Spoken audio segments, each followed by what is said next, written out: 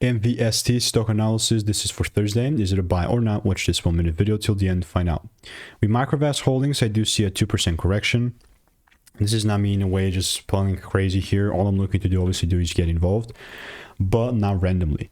Because being a guy with 40,000 videos, I've seen what's making me money and what's not. It's taken me 5 years, and you can check out every single one of those videos on my YouTube channel if you want to. But unironically, nothing changes the fact that I'm still looking to really buy. So this is my demand. If there is no double break, there's obviously gonna be no buys. I mean, I don't know about you, maybe, but it's exactly what I'm looking to do. And in a way, waiting for rules to be met, because if they're not, I'm not buying. Simple.